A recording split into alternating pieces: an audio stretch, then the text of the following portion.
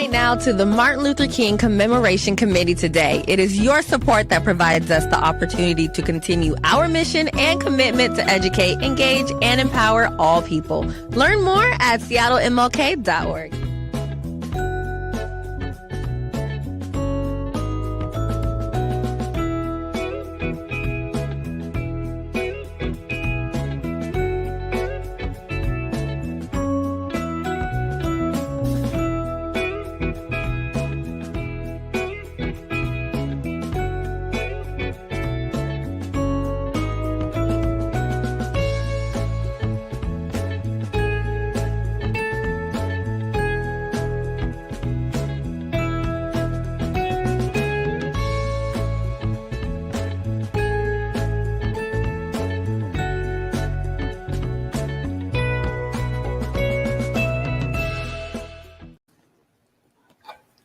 Good evening. A co-convener of the Martin Luther King Jr. Commemoration Committee, and my co-host, Eddie Rye Jr., is here with us today.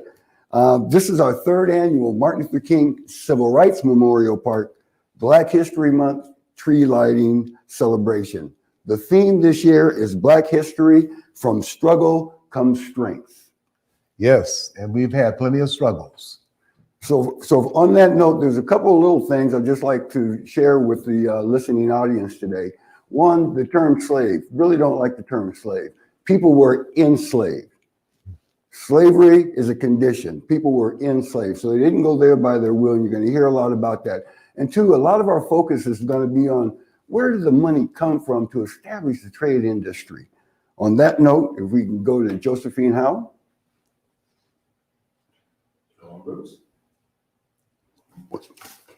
You take me for a fool, boy. One of the things that scholars have been particularly interested in is understanding the ways in which enslaved Africans resisted. People say, well, if slavery was so brutal, why were there not more slave rebellions? In fact, scholars have now documented literally hundreds of rebellions that previously we didn't know about.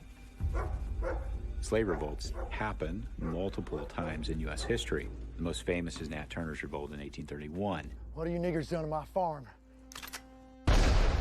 He leads a series of attacks on white people throughout southeastern Virginia. Dirty bastards!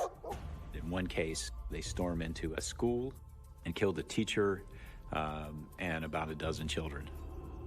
He basically says, who do you think these children will grow up to be? These children are groomed from a young age to be masters, to be slave owners. Get that loaded on the wagon.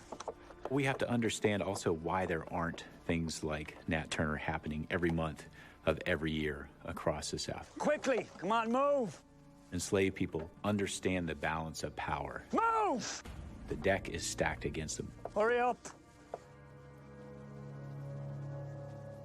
Even when you look at rebellions that were really just rumors, the response was so violent. Hundreds of people would be imprisoned or lynched as a result of the suspicion of a rebellion. And they understand that even if they don't mind losing their life, they don't have the right to make that choice for their brother, their sister, their child, their parents. The Lord like heaps more honey on my sweet taters, boy. But rebellion wasn't the only way that enslaved Africans could resist. More common was what we've come to call day-to-day resistance, which was the seemingly small gestures to push back against the system. You think that's good? Yes, ma'am. Against the way the system demanded everything of the enslaved person's life. For instance, deliberately working a little slower. Burning food or poisoning food. Mutilating oneself so that one would not be able to do work. To learn how to read and to write. To sometimes just finding the power within that system to survive.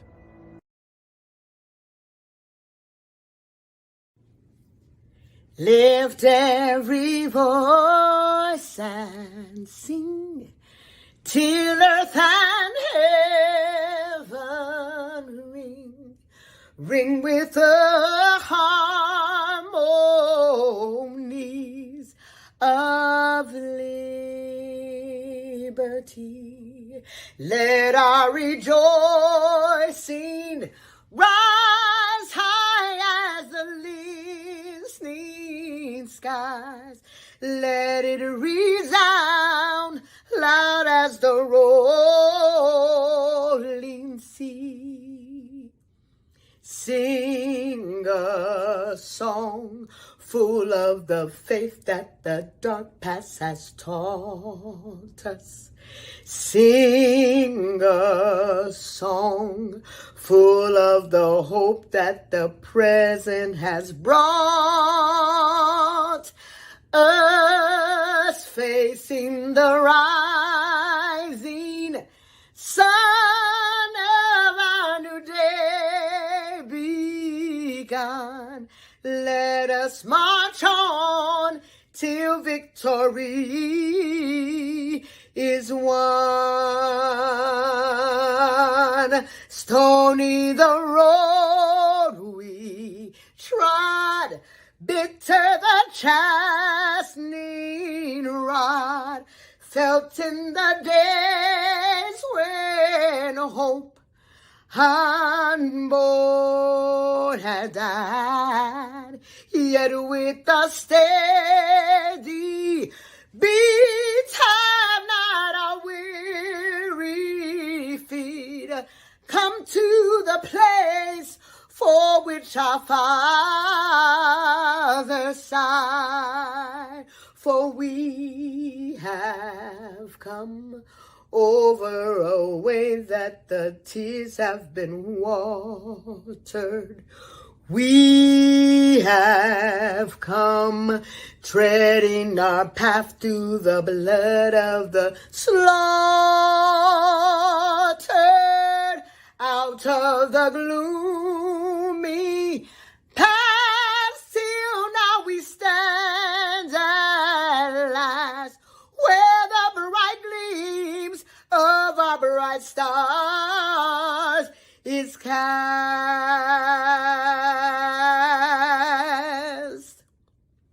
God of our weary years, God of our silent tears, thou who hast brought us thus far on our way, thou who hast by thy might led us into the light, keep us forever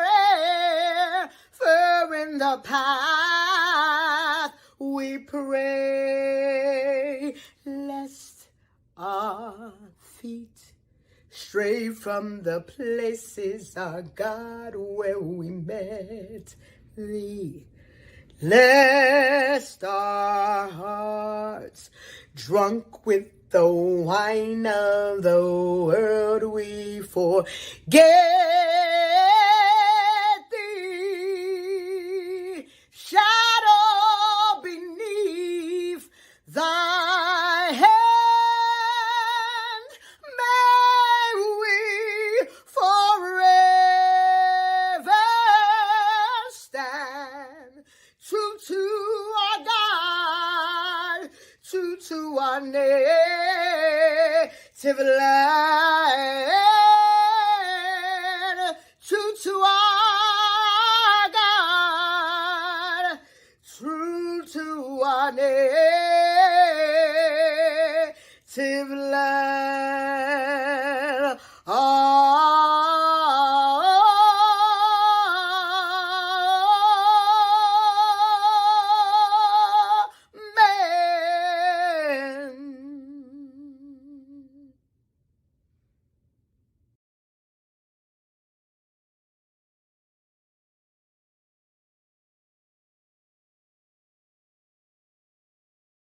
Songs. And you know, we were talking before, and people always ask, why is Black History Month observed in February?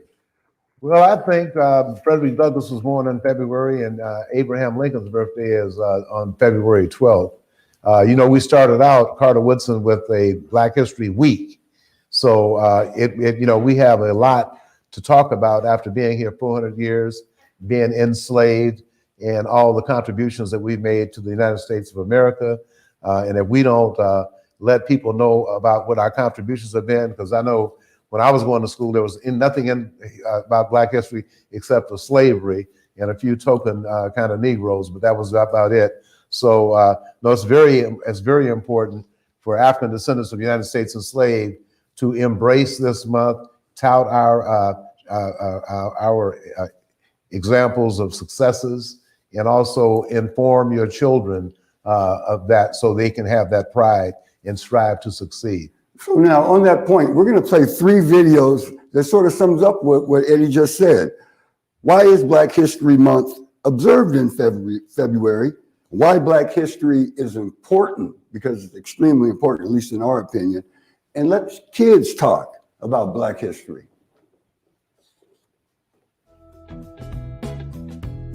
Donate now to the Martin Luther King Commemoration Committee today. It is your support that provides us the opportunity to continue our mission and commitment to educate, engage, and empower all people. Learn more at seattlemlk.org.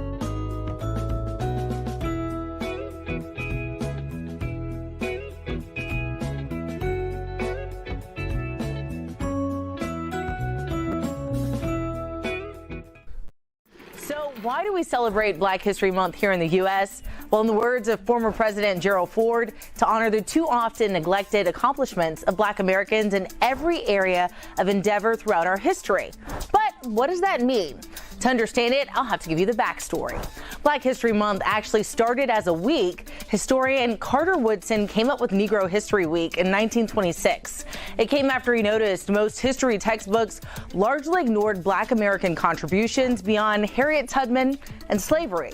The first celebrations were held the second week of February because it coincided with both President Abraham Lincoln and Frederick Douglass's birthdays. They highlighted Black accomplishments, important faces, and the role African Americans played in building this country. The first year was a success and it grew from there. In 1970, students at Kent State University decided they wanted to take it up a notch. They expanded the celebration through the whole month of February. 6 years later, during America's bicentennial, Black History Month became official.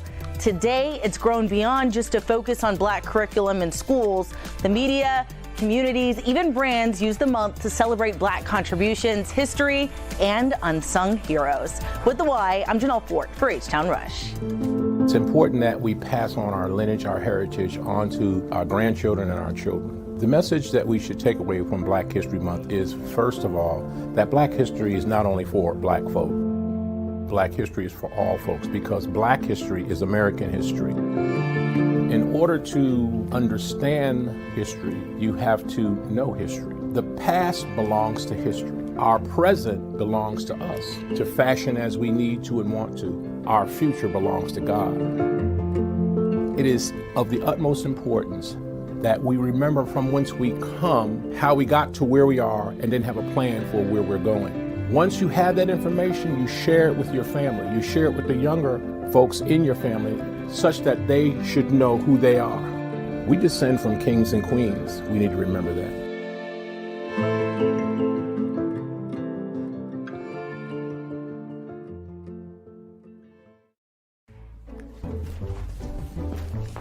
Hello! Black History Month is a commemoration, vocab word, for Black activists, another vocab word, who took their time out to go fight for what they feel is right. Like Martin Luther King had a speech that violence is not the answer and no segregation. We celebrate Black people that helped us change history. It reminds us to be strong, even in politics. Wait, what matters is what's inside of you and how you act to other people. Doesn't matter if you're Black, if you're white, you should always celebrate it because you know the struggles Black leaders went through in order for you to be here right now. even though we may have the different skin color, we're still the same type of people, no matter what. And a lot of people, they don't see me for who I am. They see my outside appearance, but they don't see what I have on the inside. It's very hard to grow up knowing that you're black and you have a lot of personal prejudice against you. I see it on the TV and I'm like, is that going to happen to my brother? Is that going to happen to my dad? I always have that in the back of my mind every time that I'm home and they're not home. Black history is important to me because I have to remember where I came from and I have to remember who came before me. Because you have to look at the things that Martin Luther King Jr., Rosa Parks, and Malcolm X did for us black people, so people can't treat us unfairly because they think some type of belief. Because we are all people, and you need to stand up for our rights. There's still discrimination. There's still discrimination in all parts of the world, in all parts of the United States. We should still fight for what we believe in. We should still fight for getting what's right.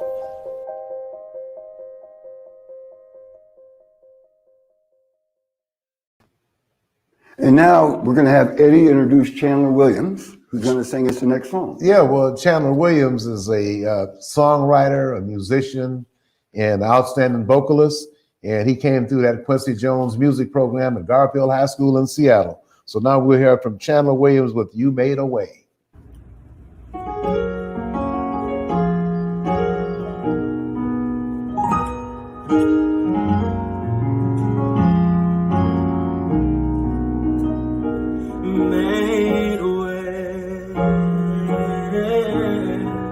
Don't know how, but you did it. Made a way. Standing here, not knowing how we'll get through this test, but holding on to faith you know best. And nothing can catch you by surprise.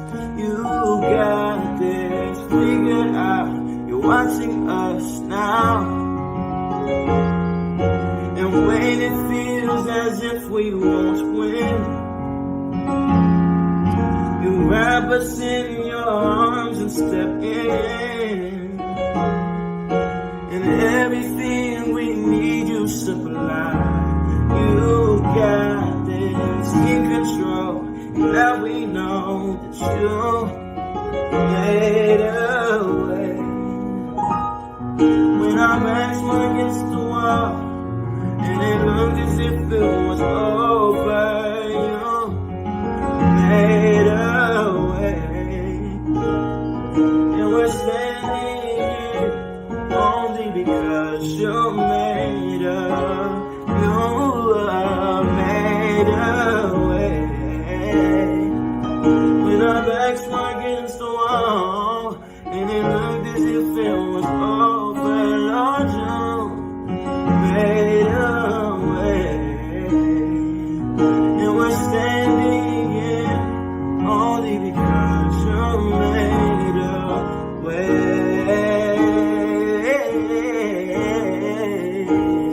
As you move mountains, you cross worlds too far with your power, Lord. Perform miracles. There is nothing that's impossible. And we're standing here only because you're made. And we're standing here only because you're made. And we're standing here only because you're made up. You made a way. With our backs against the wall and it looked as if it was over, you made a way. And we're standing here only because you made a way. You know, I love that song, You Made a Way. Love Chandler Williams. Excellent, excellent artist. But you know, somebody had to make a way for all the people that were enslaved here in the United States. So I'm going to do a segment on racial capitalism and the making of America. And we're going to start with a short video, how banks made money from slavery. 1619, 11 million African men, women, and children were stolen from their homes and put to work on the sugar, tobacco, and cotton plantations of America and the Caribbean. Their forced labor helped build Britain into a global superpower. And even after slave owning was abolished in Britain, the British taxpayers still paid £20 million.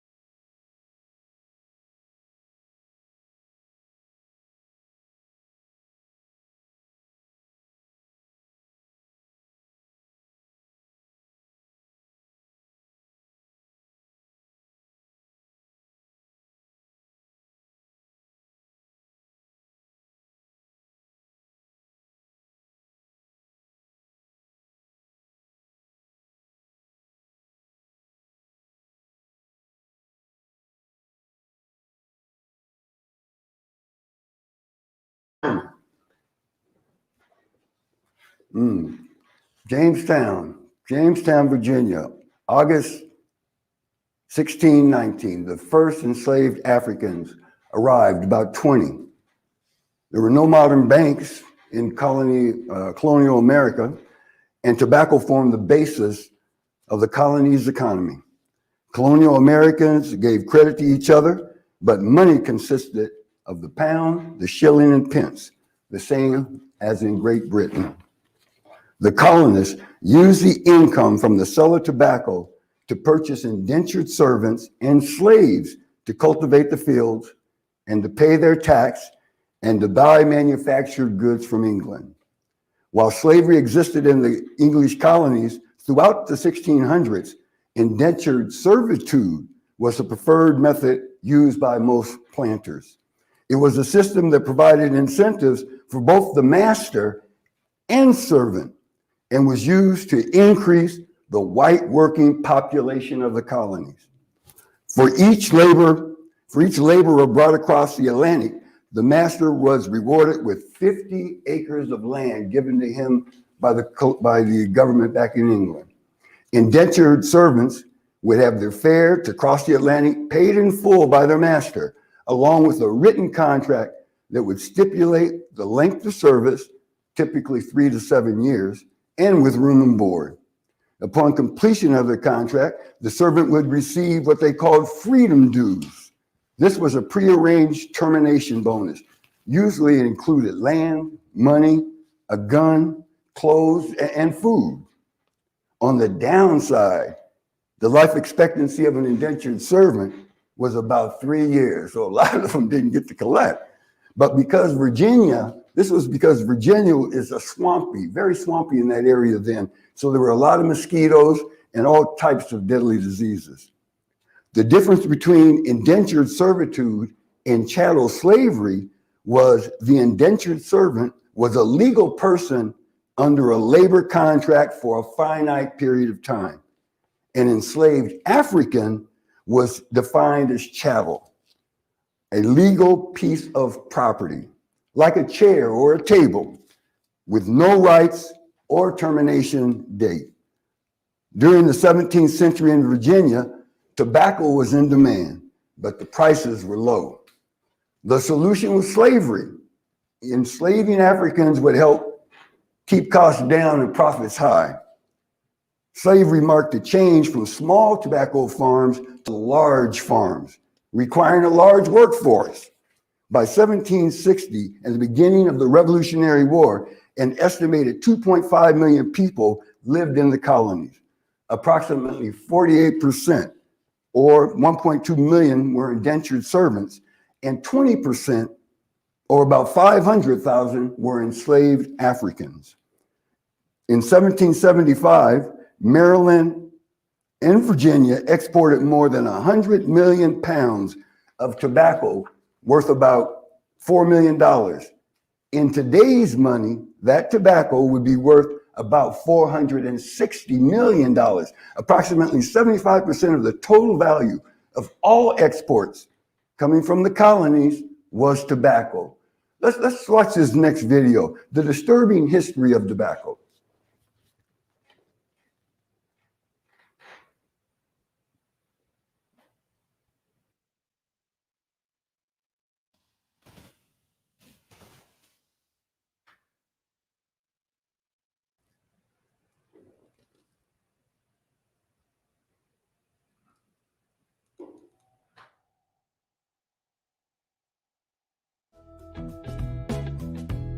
Donate now to the Martin Luther King Commemoration Committee today. It is your support that provides us the opportunity to continue our mission and commitment to educate, engage, and empower all people. Learn more at seattlemlk.org.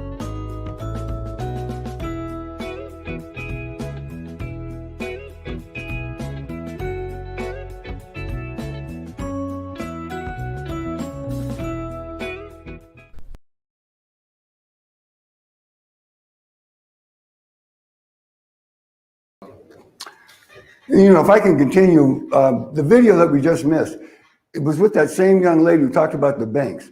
But the interesting is the reason why they traded tobacco with the colonies, because it was too far to go down to South America or further down in the Caribbean. The shortest route between Glasgow in England and Jamestown was the shortest route. It took 2 weeks off of any other route that they had to bring tobacco to that region of the country. At the same time, remember, they were financing the plantation owners in the States so that they can purchase and enslave Africans. Interestingly, Remember, everybody knows in the British lost the war, right? I mean, the American Revolution, we won. Or I should say, America won the revolution. When America won the revolution, the money that was owed to all those banks in Britain that were loaning money to people like George Washington and Thomas Jefferson had tremendous debts to those English banks. You know, they never paid back a penny. Hey, you lost the war. You're way over there. I'm here in the States. I'm not paying you anything. So they didn't pay him a darn thing. Now, in the course of history, and interestingly, in the course of history, George Washington enslaved at least 577 African people, and Thomas Jefferson 600. And even of our founding fathers, Ben Franklin, James Madison, and Patrick Henry, they all owned slaves. After the Revolutionary War, England would buy tobacco from Turkey. You know, they weren't going to really talk to us here in the States. And the colonies switched the majority of their farming to wheat and investing in other industries. On April 30th, 1789, George Washington took the oath of office as the first president of the United States. He took his oath at Federal Hall on Wall Street in New York City. Interestingly enough, Wall Street was the central New York City marketplace to buy a slave, right down the street from where he took his oath. Alexander Hamilton became the first Secretary of the Treasury, and the US dollar became backed by gold and silver to serve as the reserves guaranteed for paper money and to help banks proliferate. In 1808, the import of slaves was banned in the United States, and Virginia became the center of the slave trade. Native-born Virginian slaves were sold at auction and shipped to plantations, cotton plantations in the Deep South. We got another video to show you that's going to share with you a little bit about the economy of cotton and slavery.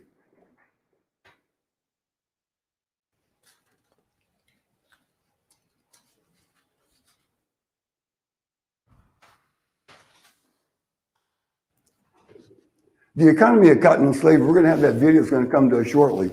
But interestingly enough, cotton, because of the invention of the cotton gin, had tremendous needs for labor. Originally, when they had the cotton and they had to pick the seeds out, they had to do it by hand. It would literally take a week. They got a cotton gin and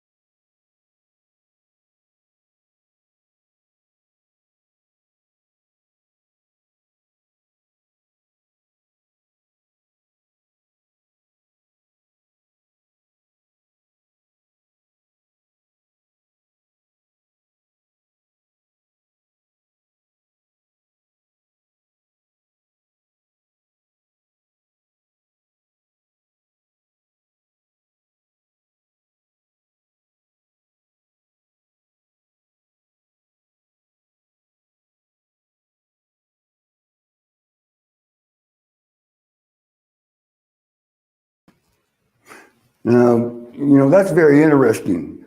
By 1862, there were approximately 4 million enslaved people in the United States. But let's put a value on that. That was worth about $3.5 billion, making them, the slave, the largest single financial asset in the entire US economy.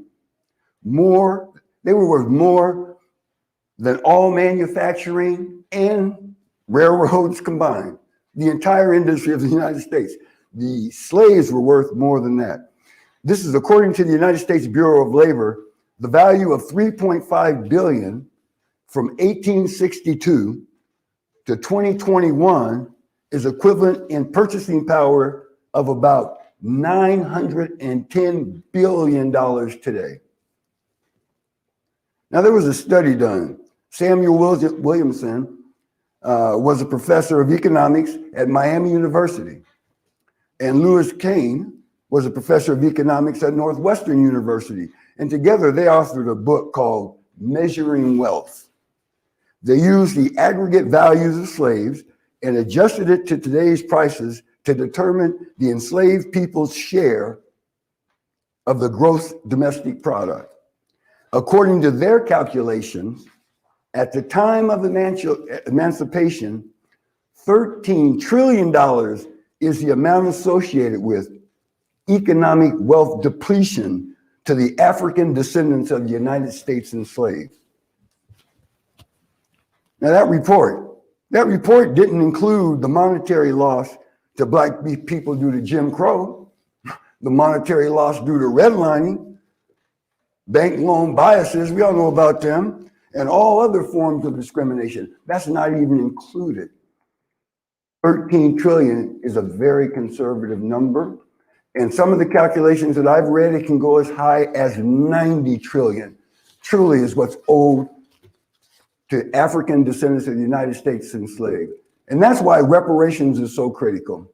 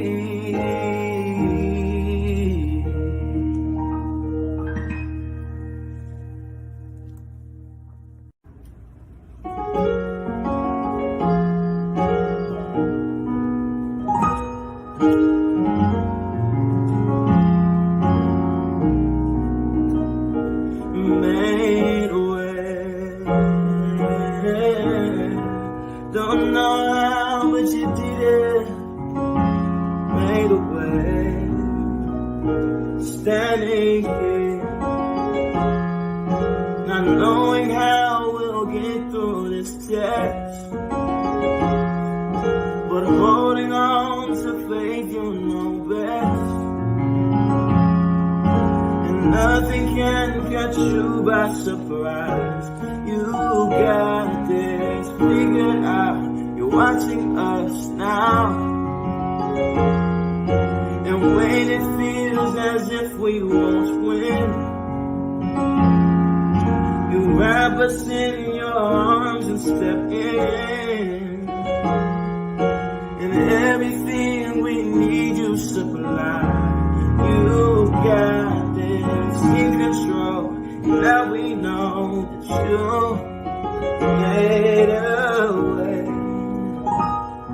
When our backs were against the wall and it looked as if it was over, you made a way. And we're standing here only because you made a made a way. When our backs were against the wall and it looked as if it was over, Lord, you made a way. And we're standing here only because you made a way.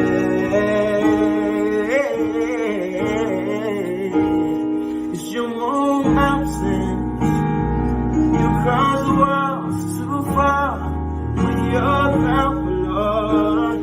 Before miracles, there is nothing that seems possible. And we're standing here only because you made. And we're standing here only because you made. And we're standing here only because you made a way. With our backs against the wall and it looked as if it was over, you made a way. And we're standing here only because you made a way.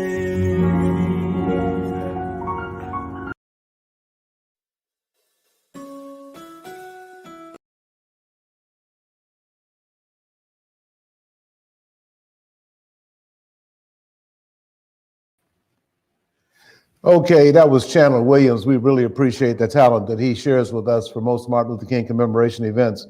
I do want to say that the Commemoration Committee, we do participate in the annual Seattle King County Martin Luther King Organizing Coalition's march and rally this year. Because of my age, I did not participate. But I just want to talk about vanishing Seattle and gentrification. You know, after seeing what happened in Washington, D.C. on January 6th, it's pretty obvious what we've been confronted with. I hope that President Biden is able to bring people together. But I, for one, I am not really going to make any effort to associate myself with the Proud Boys, the Boogaloo Boys, the neo-Nazis, and the rest of the folks who are white supremacists. That's a non-starter. They must be held accountable for what they did. The whole world got to see American racism in full display.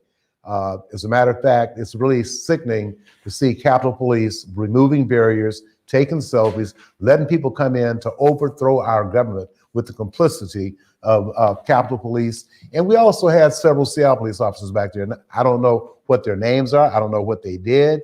All I know is that we have a long ways to go in America. And what has happened in the last few years with Donald J. Trump at the helm of president is just show you exactly where we are as a country. We are very, very divided. And economically, when it comes down to African descendants of the United States enslaved, we're getting about 1/10 of 1% from any and all federal agencies. At one time, there was a legitimate effort to bring about equality for African descendants of the United States enslaved. And that had to do with the Rosa Parks sit-in, with the Martin Luther King and Hosea Williams and John Lewis and others fighting for our rights. You know, people talk about, well, folks up north wouldn't do this, but you know what? When you're down facing Bull Connor and Clark and all the rest of those bigots, then, you know, you're going to have a different situation altogether. But they hung in there. They persevered. They took beatings, and they did a lot of other things that I wouldn't do. And thank God they did that. When we get back to Seattle, as most people know, the central area of Seattle has gone from 70% African American to 17%. And a lot of that has to do with economic inequality. They called it, in matter of fact, in 1973, when I chaired the Central Seattle Community Council Federation's Housing Committee. As a matter of fact, I was a director of the Camp Educational Talent Search Project, and my boss, Dr. Rosalind Woodhouse, allowed me to do a few things in the community, including chairing that committee. In 1973, we released the first report on redlining of the central area of Seattle. There were all kinds of demonstrations. Mayor Wes Allman was in office. He put together a blue ribbon task force that really didn't mean a whole bunch. But as a matter of fact, Gerald Ford sent the secretary of HUD out to Seattle to meet with us. Her name was Carla Hills. But in terms of all the things we were trying to do, all fell apart because of the economic injustice and inequalities that we continue to face with. Now, let's face it. You saw who attacked the Capitol. A lot of those folks were police officers, folks from the military, and other people in stratospheres in life that make decisions whether or not an African descendant of the United States enslaved is going to get the job, if you're going to get the promotion, if you're going to get the contract, if you're going to get the ticket, if you're going to get shot and killed. Okay, that was on display on January 6th. That is a part of America that's been here the whole time, and I really hope the President Biden and Vice President Kamala Harris can work a miracle and get people together. But like I said, I, for one, I'm not for kumbaya with any white supremacists, any Proud Boys, any neo-Nazis, or any other people that have that ilk. So as far as that goes, I'm not interested. So at this point in time, Big Chief, are we going to see these videos on vanishing Seattle and gentrification?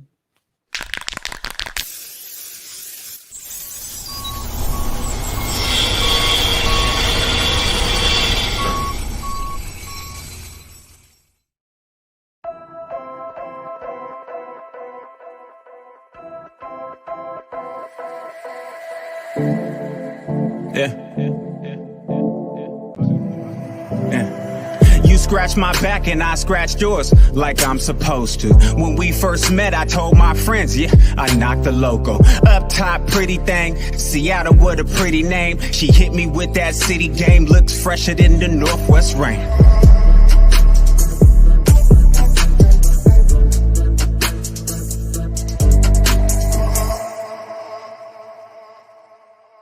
Right now, we are in my great aunt's home, which is to say this is the home of my grandfather's sister. It's also the home that my grandparents owned together. My grandparents' generation was a part of the Great Migration, that era when African Americans were leaving the South and coming to northern cities and western states en masse, looking for a better opportunity and a better life, and to escape the violent oppression of the American South. I mean, the Central District was the only place in the city where Black folks could buy property. Because of that, that's where the Black community was, and that was where all of our, religious, social institutions, everything was centered here.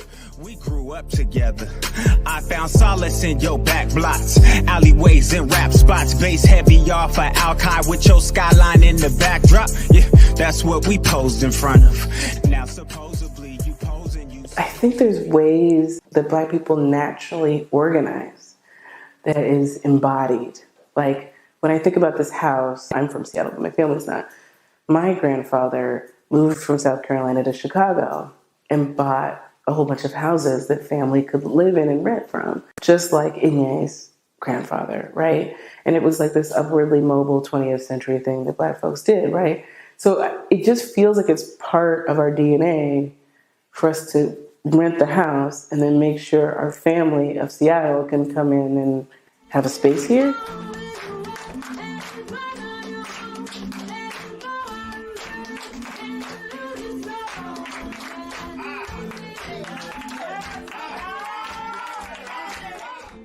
I mean, the neighborhood has been changing for the past almost 30 years. Definitely the past decade, things have accelerated the gentrification of the neighborhood. The neighborhood's gone from being almost 80% Black to less than 10% Black. So that's a massive change in every aspect of our daily lives, the folks who lived in the Central District, throughout the 20th century. The community that we grew up in, that we were familiar with, that we helped to create, essentially doesn't exist, at least not in a concentrated geographic way.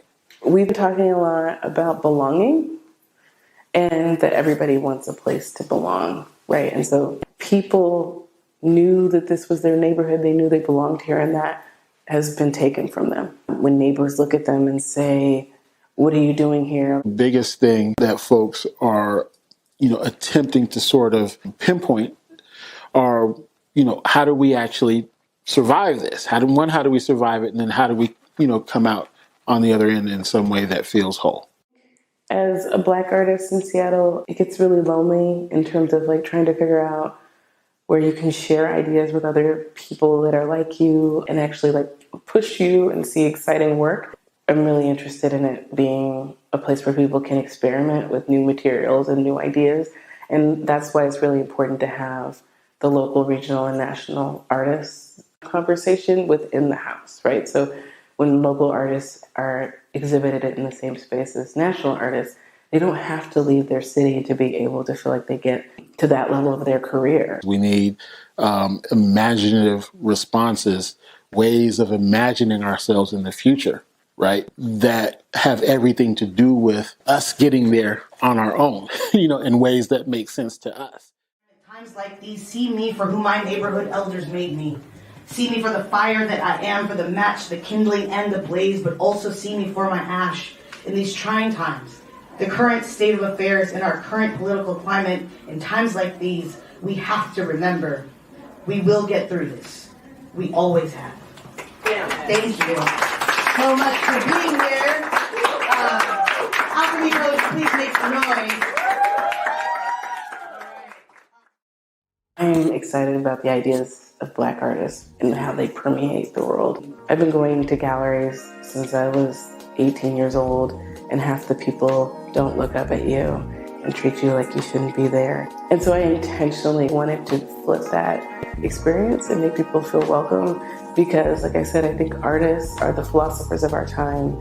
And so for us to kind of think about these big ideas that we're all trying to solve in the world, artists are the ones that are going to be tackling those ideas in the ways that reach us in our heart space. What does it mean to bring people in? What does it mean to use the art as a gathering space? And so I think the house deconstructs that completely.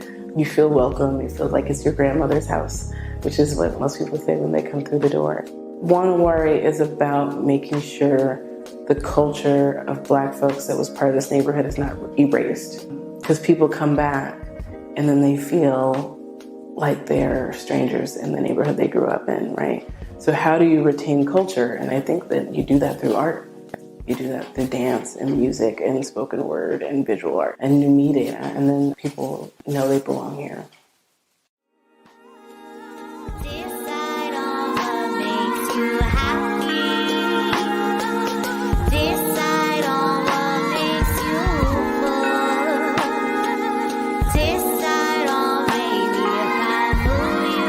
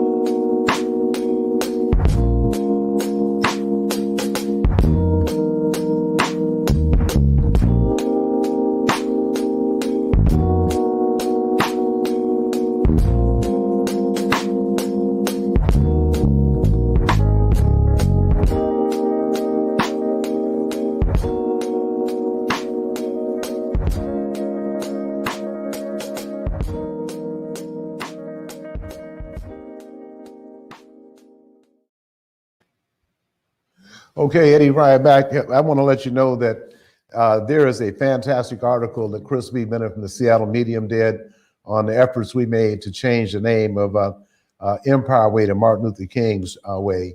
As a matter of fact, the effort began in 1980, And we had to go all the way to 1983 with the Washington State Supreme Court ruling that the city of Seattle had the authority to change the name of Empire Way to Martin Luther King Way. And I want to thank the late Sam Smith and the late George Benson, two stalwarts on the city council that made sure it got through, in spite of the fact that the Board of Public Works wanted us, and I put this on Facebook, the first proposal was to change the name of the street from Madison to Denny. The second proposal was to change it from Denny to Yesler. The third proposal was to change it from Yesler to Rainier, because the merchants on the other side of the south end of the street, even though 50% of their clients or customers were Black, were vehemently opposed to having Dr. King's name on the street. They filed a lawsuit. The street signs didn't go up, but eventually, 4 weeks after Ronald Reagan proclaimed Dr. King's birthday to be a national holiday, November 2nd, 1983, that 4 weeks later, November 30th, 1983, the Washington State Supreme Court ruled that the city of Seattle had the authority to change the name of Empire Way to Martin Luther King Way. And Bob Morgan, who was on Councilman Benson's staff, because Councilman Benson was the chair of the Transportation Committee, said, don't let them make you change it, because Empire Way is Highway 900. They'd have to put it up on the freeway, and the rest is history. So now we'll go to gentrification video.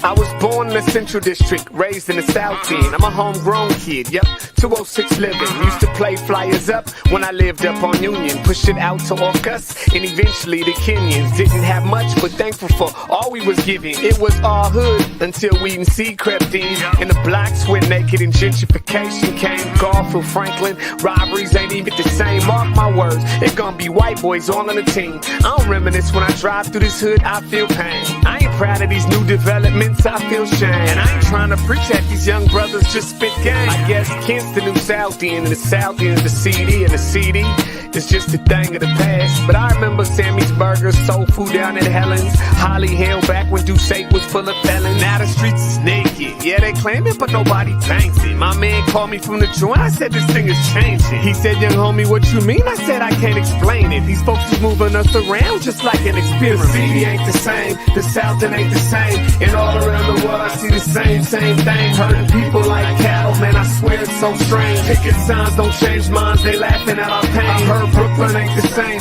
and Harlem ain't the same, and all around the world I see the same thing. Black men in the White House, and ain't nothing changed. Playing checkers with our lives, but I'm seeing through the game. Okay, I get it, it's supposed to be the melting pot, but am I wrong for wanting to live around my own? Loitering in the park, brown bag sipping, slap boxing, dice game, fried chicken for Richlands. Drive by tooting my horn, what up pimpin'? This is the town in 95, good living. Sewer Park was poppin', Black Fest, Soul Fest, rose from these L's, man them things was so fresh. Used to own our homes, now we're all renters. Got folks moving south like birds for the winter. They asked mama to sell her home, she said no, but then we had to shake when them property taxes rose. I know you say you ain't the ones in them white sheets, but these suits and ties are similar to me. Don't try to paint me as the black man who's angry. When you gut my community, it's hard to build a legacy. I can rally the troops, but I deal with it. I see through you, greed, power, and privilege. Yo, I can rally the troops, but I deal with it. I see through you, greed, power, and privilege.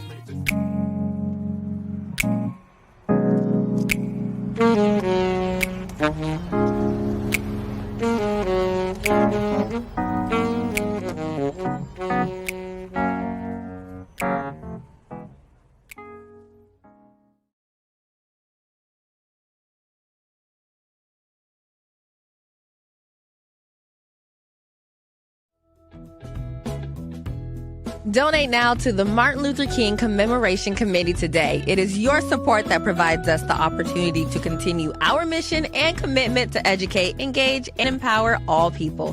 Learn more at seattlemlk.org.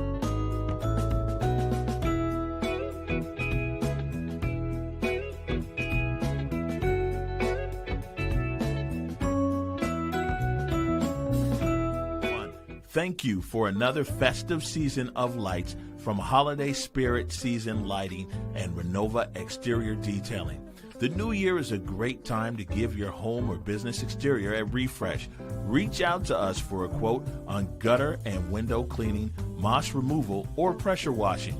Renova Exterior Detailing is committed to improve the quality of our clients' property.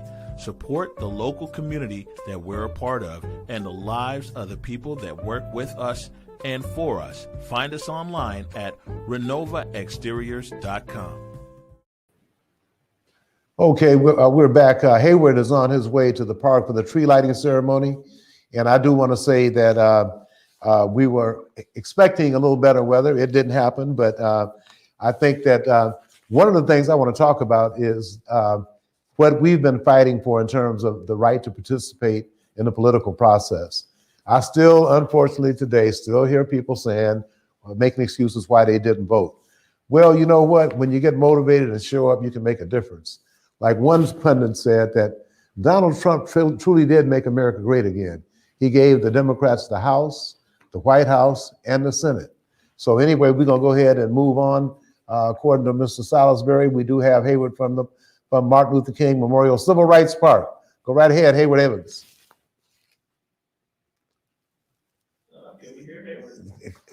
Did you have a microphone, brother? He's at the park, but we can't hear him yet. We'll bring him back in 1 second. Okay. Okay. Yeah, they're gonna work on trying to get the technical difficulties, and apparently, I guess tomorrow we'll have the Converge drone flying over.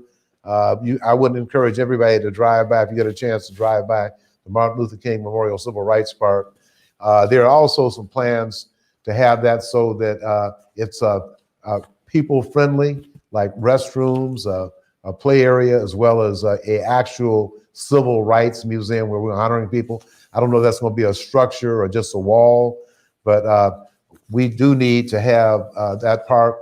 And I really want to thank the people who really came up with the idea. Charlie James did a yeoman's job. The late Dr. Samuel Lee Kelly, Councilman Sam Smith, Maury Al-Hatta, the late Herman McKinney. They did an excellent job, along with Freddie Mae Gaucher and other folks who raised the money to make that become a reality. And it's been well kept. We're a little disappointed that the big old sprinkler is not working, but it's been used for quite a few of our events. And I would encourage the park department to bring it up to snuff. And hopefully, if Hayward keep working on it, we can get some kind of allocation for making sure the park is up to snuff. Okay, so we got to keep going. Waiting to hook up with Hayward. As long as we were doing that, I want to also mention that if you live in Seattle, anywhere in Kane County, you live in the only municipality named for Martin Luther King Jr. In 1986, Ron Sims and Bruce Olson, Democrat and Republican, passed a resolution at the Kane County government proclaiming through proclamation the name of the county to be Martin Luther King Jr. County.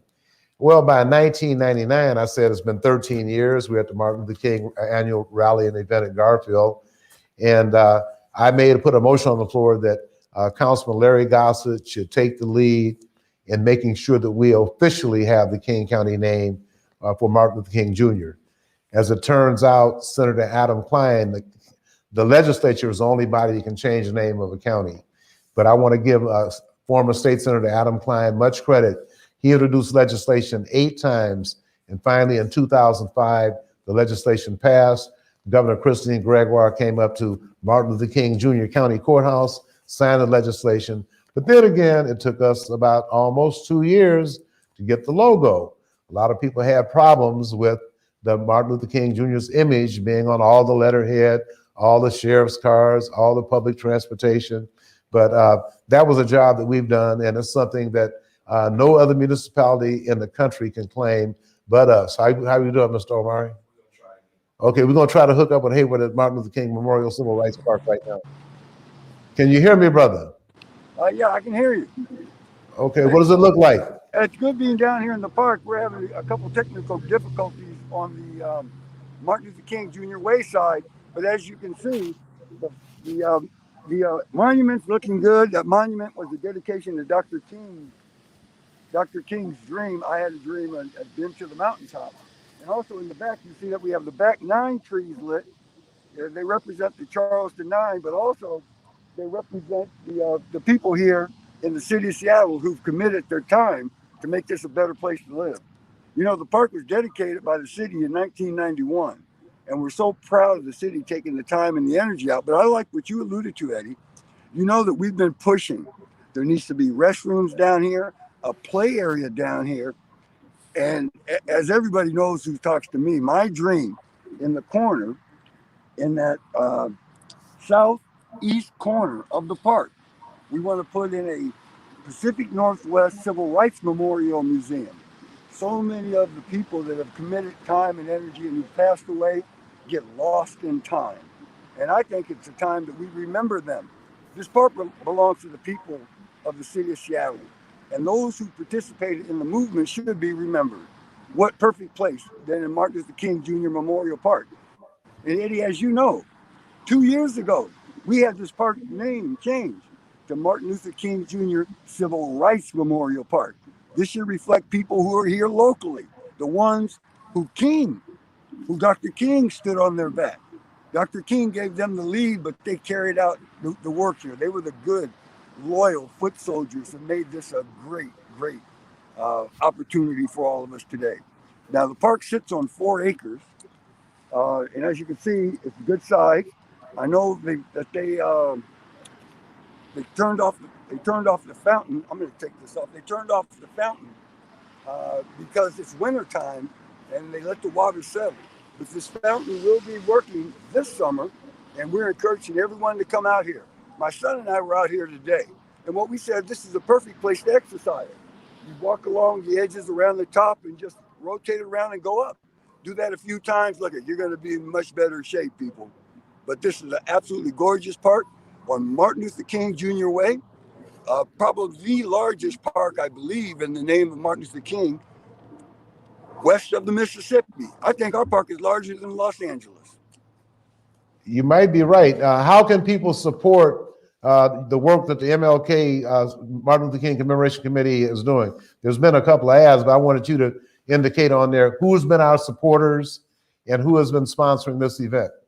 You know, the people I really need to embrace. I'm going to start with the City of Seattle. City of Seattle Office of Arts and Culture are the ones who assisted us in coming up with the funds to have this activity done today.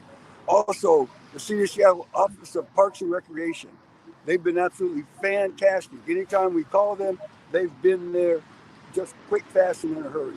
Very, very proud of them. But also, the Coalition of Black Trade Unionists. We have their past president here, Kevin, from the Coalition of Black Trade Unionists.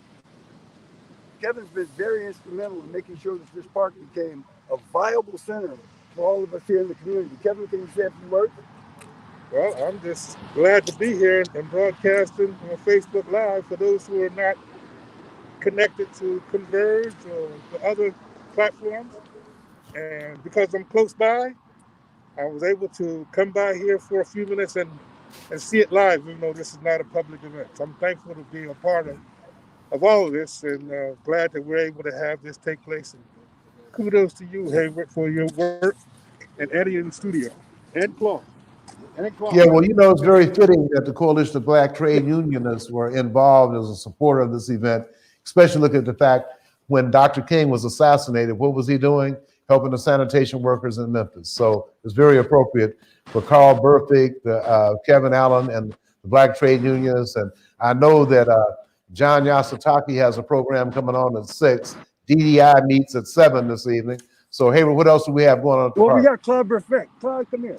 Claude was instrumental. In fact, Claude coordinated both the Charleston 9 and the the memorial for Jackie Jones Walt. Clyde, can you say a few words about them?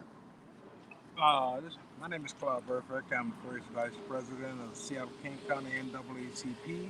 I know that on June 17, when I heard the news that there was a very, very tragic incident that occurred in Charleston, South Carolina, I had talked with the president at that time, Gerald Hankerson, and I had indicated that we needed to do something about the Charleston 9, the tragedy that had just occurred. I was given the liberty to put together and orchestrate not only a rally and a march, but I was instrumental in getting that tree.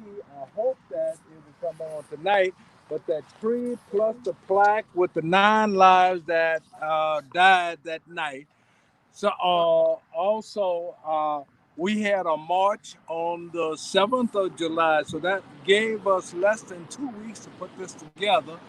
And we also put a rally in the park together on August 22nd that commemorated the whole event on the Charleston 9. So I am very happy and glad to have done that in honor of those people that lost their lives.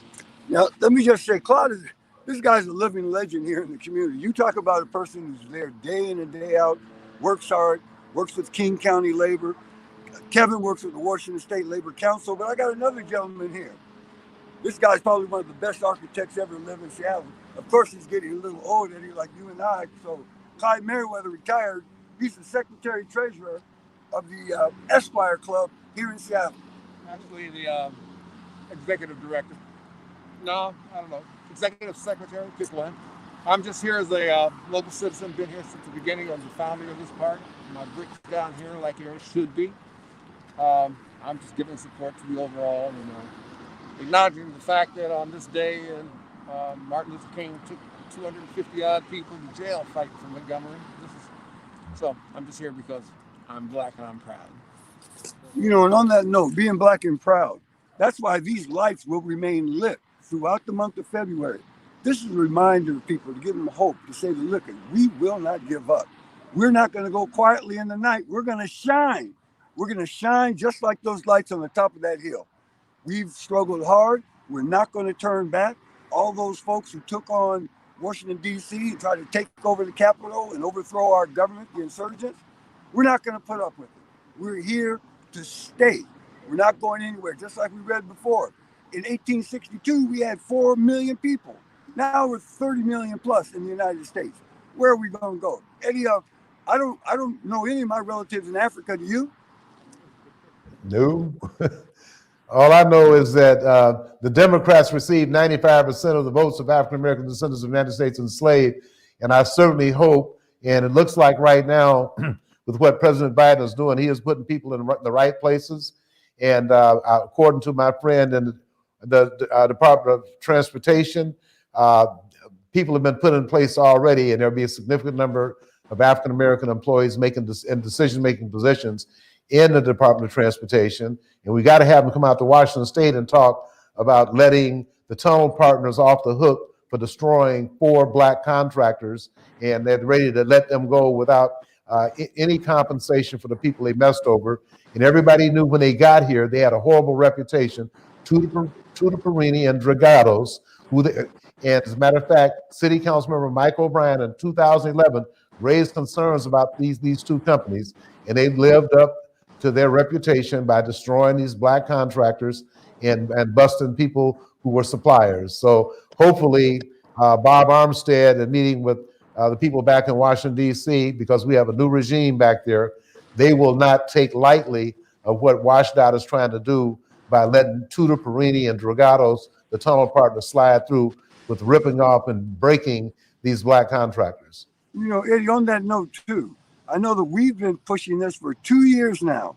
No longer should we just be classified in all documents, governmental documents, as the African Americans. No, we're the African descendants of the United States enslaved. We need to be clear about that. And we need to be clear about the money that was generated to make this country the most powerful country on earth was built on the back of those Africans who were enslaved here in the United States. And is reparations due? In my opinion, it is. As long as we have this, as long as we have such a large wealth gap in this country, that issue will never be addressed. So from my perspective, it's about the money. The rubber meets the road with the money. You heard the tapes earlier. It was a banking industry out of England that funded it. It was the banking industry here that funded it. The governmental entities supported it. When they were giving away free land that belonged to the native people, belonged to the indigenous, when they were giving it away, they didn't give in to the Africans or the descendants of the African enslaved. They gave that land to the Caucasians who were here in that period of time. If we don't start telling the truth about history, we're never going to be able to address these problems. Well, I'm continuing to meet with members of the Congressional Black Caucus while we discuss reparations. There needs to be a federal designation for African descendants of United States enslaved in every federal agency. And we have Black folks working in all federal agencies. You don't have to reinvent the wheel, you just have the commitment. The other thing we have to change is the way this whole minority business program is structured. We get under a white man who gives less than a damn about the success of Black people and any other people of color. But I'm specifically dealing with Africans in the United States enslaved. We need to have direct access with the owner on these contracts. It does not work when we go under white men. I can't point to 5 successful companies after 40 years of having this mechanism set like that. So now with new people in the White House, with a renewed commitment to African descendants of the United States enslaved, it is time now to have a federal designation for African descendants of the United States enslaved in every federal agency. Then we can talk about reparations. And see, Eddie, on that note, just like at the end of the Civil War, and Abraham Lincoln, they were saying 40 acres and a mule. Really, it was supposed to be 40 acres. They gave out a few. But there needs to be a second reconstruction, and that there's a federally designated agency specifically designed to assist in the upward mobility of the African descendants of the United States enslaved. Time for the rubber to meet the road. We've done what we're supposed to do. Now it's time for the government, and I'm submitting to you, the banking industry to do what it should do. Well, Hayward, we're going to have to go ahead and make sure we don't miss Chardonnay. Is it time for that, Mr. Omari? Okay, we're going to take a break, and we're going to come back with Chardonnay Beaver doing spoken word.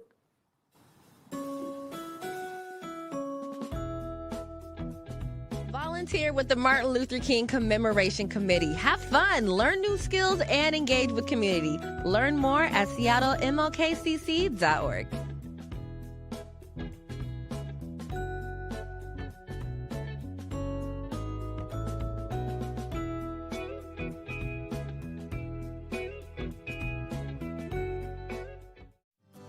I am the largest, the oldest. I am the baddest, the boldest. I am protecting our voting rights and our environment. I am ending racial profiling and fighting HIV/AIDS. I am advancing economic equality and equality for all. I am. I am. I am. I am NAACP. Are you? Take a stand at IamNAACP.org. To help celebrate Black History Month, Comcast is proud to profile prominent local leaders that are doing a phenomenal job here in the state of Washington. Black History Month is an opportunity to celebrate the great work of African Americans in the fabric of this country. Each and every day, we're changing lives of individuals and putting them on a path to self-sufficiency. And it's just an honor and a blessing to do this work. We're doing a lot here to change lives every day. Founded in 1948, the Royal Esquire Club is a private African-American men's club located at 5016 Rainier Avenue South in Seattle's Columbia City, with excellent food, fantastic entertainment, and great people. We are committed to being a positive force and a focal point in the community, and will maintain the ongoing presence of the long-standing African-American-owned community organization. We exist to serve and empower families in the community through support and creation of cultural events, educational opportunities, and business endeavors. For over 72 years, the Royal Esquire Club has sought ways to contribute positively to the community and do so in a collegial and inviting environment. Bruce Harrell, chairman of the board, and Roberto Jordan, Club President. Okay, we're going to hear now from Chardonnay Beaver. She's going to do a spoken word for us. Hi, my name is Chardonnay Beaver, and I'm here to tell you why it's so important to vote. For over the last 70 plus years, voter suppression has been so real in the U.S., and folks like John Lewis, Martin Luther King Jr., and today's Stacey Abrams has been fighting against voter suppression. We need to make sure that our votes are uplifted, valued, and heard. To that point, make sure to get your auntie, your nieces, your cousins, your brother, your sister, your grandma, or your grandpa off the couch, signing their ballot and mailing it in by November 3rd, 2020. Get out there, be empowered, and vote because we really are determining our future as a country. Thank you and take care. Oh, freedom. Oh, freedom. Oh, freedom over me. And before I be a slave, I'll be buried in my grave. I'll go home to be with my Lord and be free. Oh, freedom. Oh, freedom. Oh, freedom over me. And before I be a slave, I'll be buried in my grave. I'll go home to be with my Lord and be free.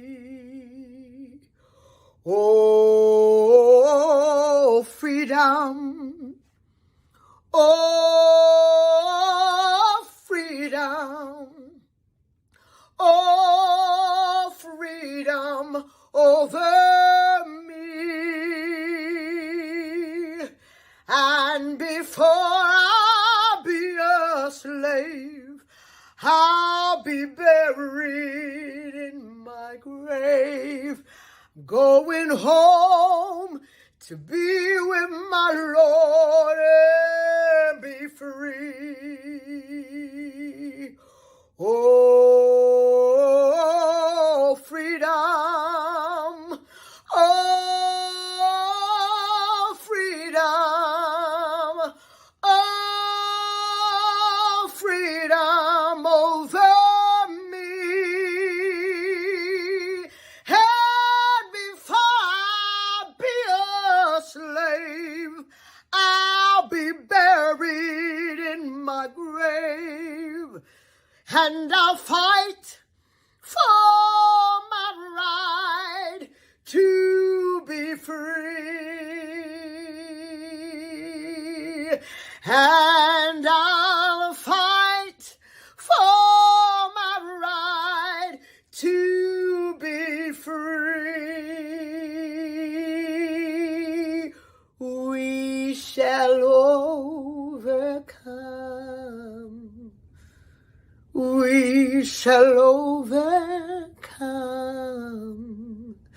We shall overcome someday. Oh, deep in my heart, I do believe that we shall overcome someday. We are not afraid. We are not afraid. We are not afraid today. Oh, dear. my heart. I do believe that we are not afraid today. We are not alone. We are not alone. We are not alone today. Oh, deep in my heart, I do believe that we are not alone today. We'll walk hand in hand. We'll walk hand in hand. We'll walk hand in hand today.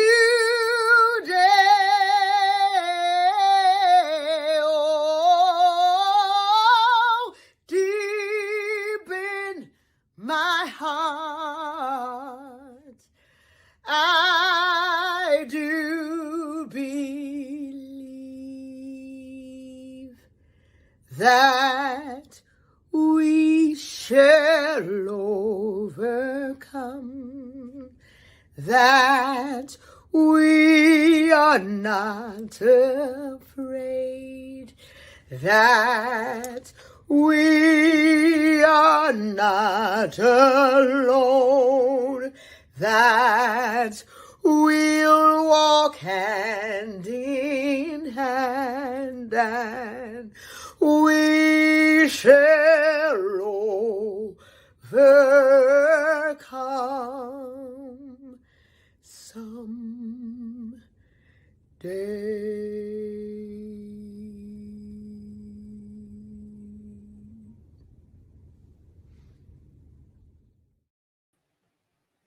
That was some of the legends, although I did see one person that's still with us, but for the most part, those are people that played significant roles in bettering the lives for Black folks in the city of Seattle and educating others about what we're about.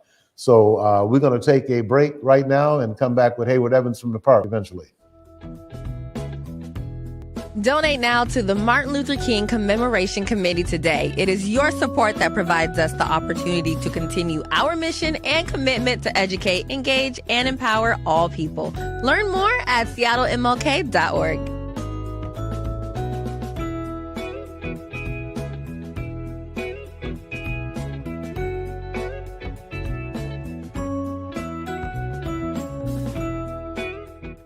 Founded in 1948, the Royal Esquire Club is a private African-American men's club located at 5016 Rainier Avenue South in Seattle's Columbia City, with excellent food, fantastic entertainment, and great people.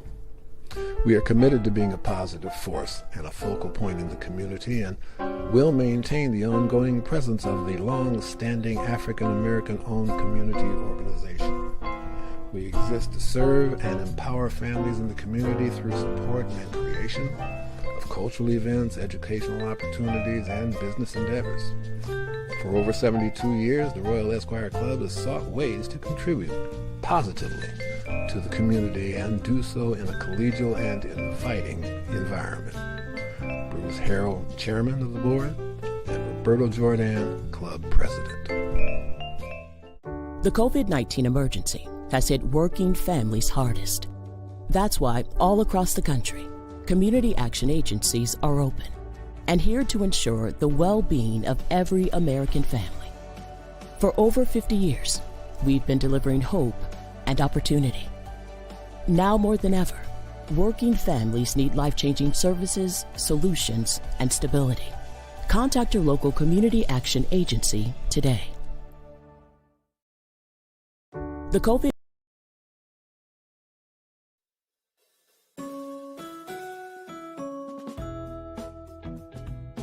volunteer with the Martin Luther King Commemoration Committee. Have fun, learn new skills, and engage with community. Learn more at seattlemokcc.org.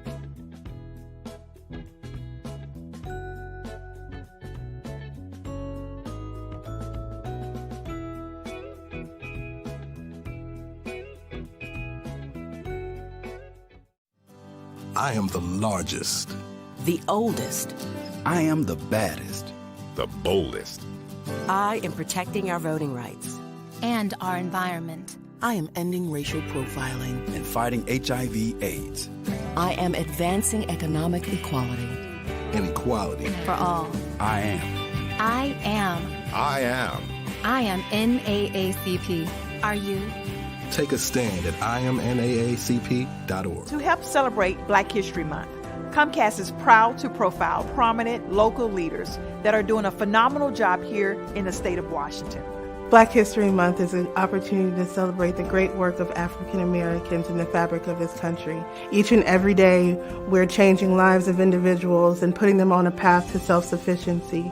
And it's just an honor and a blessing to do this work. We're doing a lot here to change lives every day. Founded in 1948, the Royal Esquire Club is a private African-American men's club located at 5016 Rainier Avenue South in Seattle's Columbia City, with excellent food, fantastic entertainment, and great people. We are committed to being a positive force and a focal point in the community, and will maintain the ongoing presence of the long-standing African-American-owned community organization. We exist to serve and empower families in the community through support and creation of cultural events, educational opportunities, and business endeavors.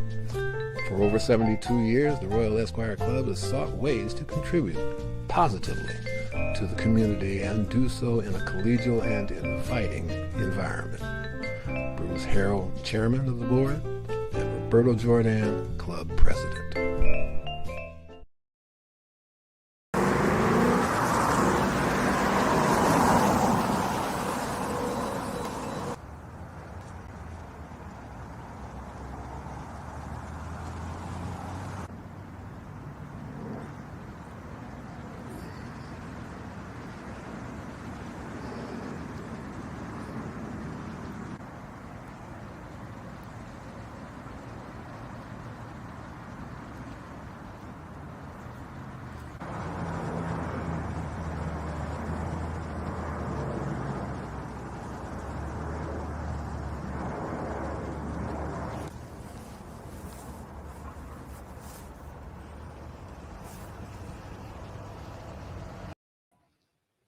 Okay, we're back. I would encourage everyone to go by and check out the lights at the park.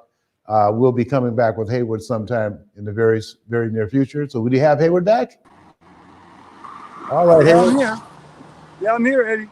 You know, we've run into a few technical difficulties, but I know Holiday Spirit Lights and the City of Seattle Office of Parks and Recreation, they're going to be here first thing tomorrow. I'm encouraging people to come down and enjoy it. And when you come down and enjoy, just reflect. Reflect on the people that you've lost. Reflect on your future and the great opportunities that are going to come your way. This is a beautiful world. And as long as we have in our spirit, the spirit belief in ourselves and the spirit that we believe in other people, people for the most part are good. And they want to do the right thing. And like Dr. King always said, Dr. King always said, never too late to do the right thing. There's always time to do the right thing. Absolutely right. You know, and on that note, I know that it was right what we've done. We have a banner in the back of the park. Again, I'm encouraging people to come down. Also, I'm encouraging you, the listenership, sign up for one of the events that we have going on the year. I think the next event is April 4th. That's going to be the 53rd year of the assassination of Dr. King. Each year we try to honor him, but also we honor local people who are out here, the foot soldiers, who've worked hard in our community to make sure that we have a better place to live and to keep pushing that envelope forward. The whole issue, and listen, please, and young people, you cannot get complacent. You cannot get complacent. Life is not a spectator sport. You can't just go sit on the couch. Even when you're sitting on the couch, you're still doing something. I'm saying take a little bit of that energy and come volunteer and help the Martin Luther King Commemoration Committee. Now, we know the last 4 years have been very discouraging to a lot of people, but after what we saw that happened with elections, especially in Georgia, and then seeing Trump impeached again, and now possibly going to trial, and that's what I'm waiting on. I want to see him convicted of the mayhem inciting that riot in Washington, D.C. on January 6th. He is ultimately responsible. He inspired those people to do that by putting that lie out. And I'm glad some Republicans stood up to him and did not go along with this facade. So, Mr. Omari, how are we doing? Well, you know, in the spirit of Dr. King, and Todd, come on in and say a couple more words. I want Todd to say just, what does Black history mean to you? Todd was down there during that march with Dr. King in D.C. In D.C. I was down there in August 28th of 1963. And it meant the world to me because I didn't realize all of those people, black, brown, whatever colors, were at that march in D.C. And I'm telling you, it was a historic event. I enjoyed it, and I will remember it until I die. Thank you. Okay, I want to thank everybody for tuning in. Our time is up. I want to thank Hayward and the folks over at the park, but our session is up. I want to thank Omari and Converge Media for putting this together, and we look forward to working with you in the future because we got the April 4th event, the August 28th event, and other MLK events will be coming up. So I want to thank Converge Media very much, and I also want to thank Seattle Arts. And matter of fact, Randy Engstrom is leaving the Seattle Office of Arts and Culture. So had a good time working with Randy, and we'll be calling on other people to make sure that we keep Dr. King's dream alive and make sure that we support the Martin Luther King Jr. Commemoration Committee in bringing something sane to you and also giving you some charge to make things better for yourself and for your community. So this has been Eddie Ryan, Hayward Evans in the Park. Thank you very much. Thank you, Mr. Salisbury. Thank you, Converge Media. Thank you, Nick, for all the work you got. We get a shot to come out and do this again once the lights are